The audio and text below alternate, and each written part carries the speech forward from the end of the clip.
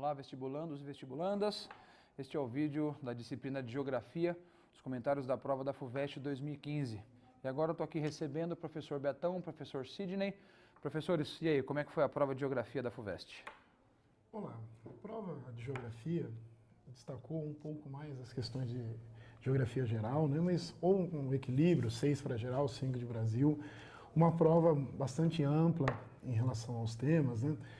Destacando desde uma crise econômica na questão de União Europeia e China, falando de migrações internacionais, que é outro tema muito destacado esse ano, e uma questão da Nigéria sobre o fundamentalismo muito bem elaborada, né? Falando do fundamentalismo islâmico, os problemas que marcam o continente africano, como as fronteiras artificiais, a diversidade étnica e a conflitualidade gerada pela diferença religiosa, né?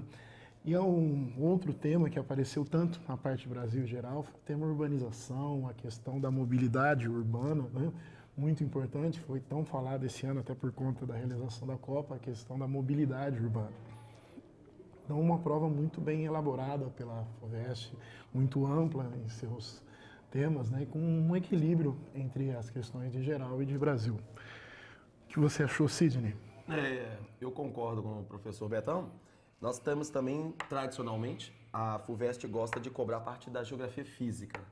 Então, nós tivemos uma questão de geologia, que falava sobre o tectonismo, inclusive tinha um mapa no qual mostrava a dorsal mesoatlântica. Também uma questão muito tranquila, né, desde que o aluno soubesse o conceito acerca da dispersão entre duas placas. Nós também tivemos uma questão acerca dos mangues, que falava também dos biomas litorâneos, juntamente com a paisagem litorânea, numa questão no qual tinha algumas fotos, né, Betão? E aí o aluno, era exigido do aluno o reconhecimento fisionômico, né, das principais paisagens litorâneas do território nacional. Então, uma coisa que a FUVEST vem cobrando muito é essa identidade visual, né, dos aspectos climatobotânicos do território brasileiro e do território mundial. Então, o aluno reconhecer uma falésia, o aluno reconhecer uma serra, uma montanha, o aluno reconhecer fisionomicamente as vegetações, ele tem uma chance muito boa de acertar boa parte das questões, porque a FUVEST ela cobra isso. O aluno ter essa identidade visual acerca dos biomas e das características físicas do espaço. Eu também queria chamar a atenção para a questão da água, né, Betão? Como sempre, né, ao longo destes últimos vestibulares, foi uma questão recorrente, um tema recorrente. Né? Caiu a questão da água em relação principalmente ao estado de São Paulo, né, os motivos pelos quais essa crise vem acontecendo. E é legal salientar que ele também cobrou tanto as partes no que diz respeito às causas naturais, mas também o que diz respeito às causas antrópicas. Né? Então, abordou a questão também de medidas profiláticas, na qual o Estado deveria ter tomado, e ao mesmo tempo também contemplou os aspectos naturais do solo e do clima da região. Né? Também o aluno tinha que ter um conhecimento físico acerca do espaço. Muito boa também a questão. O que você achou, Betão? Eu gostei muito dessa questão. O Betão falou da questão da urbanização, da mobilidade, né, do plano diretor. Nós também tivemos questões ambientais ligadas ao desenvolvimento sustentável, né? Justamente, a questão que abordou o desenvolvimento sustentável, né? Uma questão muito bem elaborada, mas o aluno tem que procurar interpretar, né? Que o desenvolvimento sustentável é muito comentado, a teoria é muito difundida, mas na prática, né, o desenvolvimento sempre é gerado com um grande impacto ambiental, né? Então se fala muito em desenvolvimento sustentável, mas os exemplos são reduzidos, onde você pode relacionar um crescimento econômico com equilíbrio na questão da natureza, na questão ambiental, né? Então, uma outra questão muito bem elaborada. Como o Sidney comentou, né, a questão da fisionomia, eu chamo a atenção para a questão 12, porque a questão 12 se utilizou de um gráfico, né, e a interpretação do gráfico era fundamental para o aluno entender a comparação entre os países, né, e a relação que foi feita na questão urbanização e mobilidade urbana. Então, uma boa interpretação do gráfico era fundamental para a resolução do exercício. Tem uma questão, a questão número 18 também. Da prova V, né? Da prova V, né? Da prova V, isso. Da prova V, isso. A prova V, né, a questão era 18. E ela falava também em relação à agropecuária. E a FUVEST, de forma geral, ela não tem uma prova que visa a pegadinha, rodapé de página, é uma prova muito bem elaborada. Mas ela pediu uma característica acerca das áreas de produção leiteira, mas ela citou, no caso dessa questão, o Vale do Jequitinhonha. Então, uma das questões que poderia gerar dúvida era essa.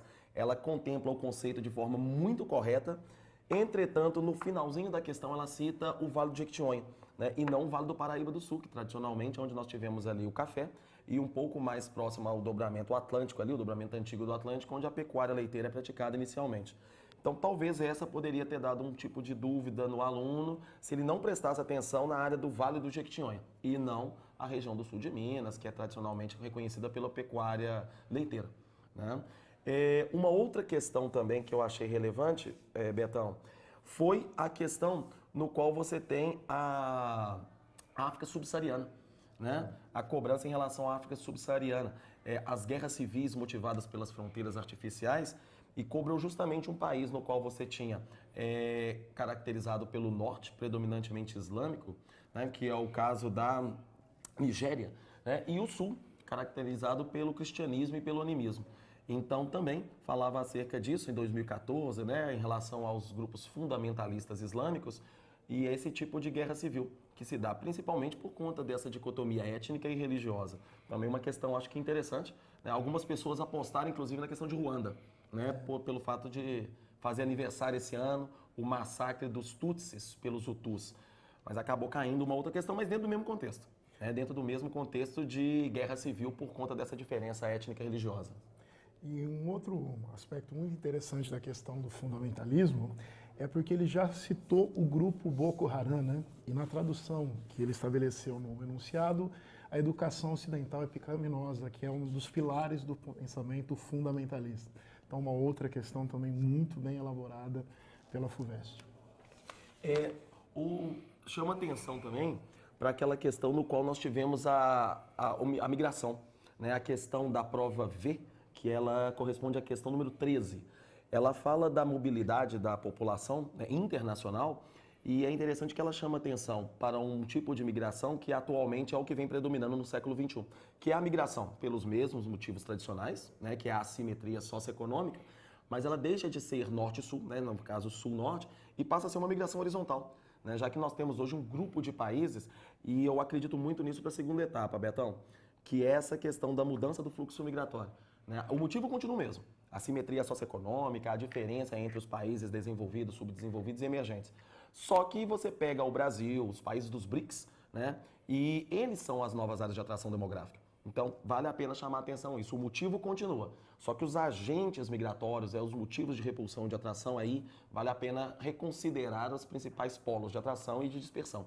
A crise econômica também contribuiu muito para isso, né? Fazendo com que os países centrais passassem a ser dispersores de mão de obra, como os Estados Unidos, grande parte da Europa ocidental e o próprio Japão. Então, eu acredito muito nisso em relação à prova da segunda etapa. Só aqui, finalizando o comentário do professor Sidney em relação às migrações internacionais, né? O crescimento do Sul-Sul. Nesse crescimento, vamos destacar o Brasil, né? Embora os 2 últimos anos tenham sido cinzentos para o nosso crescimento, o Brasil ostenta a 7ª maior economia do mundo. Então é natural que esses países periféricos, mas que apresentam destaque econômico ou pelo seu tamanho ou pelo seu crescimento, como a China, sejam os países dinâmicos e atrativos, né? E países como Haiti, que vive uma série de problemas, sejam os países repulsivos nessa nova modalidade Sul-Sul na migração internacional. Legal. Esperamos que você tenha ido bem também na prova de Geografia e não deixe de conferir os vídeos das outras disciplinas. E também assine nosso canal na TV SEB. Muito obrigado.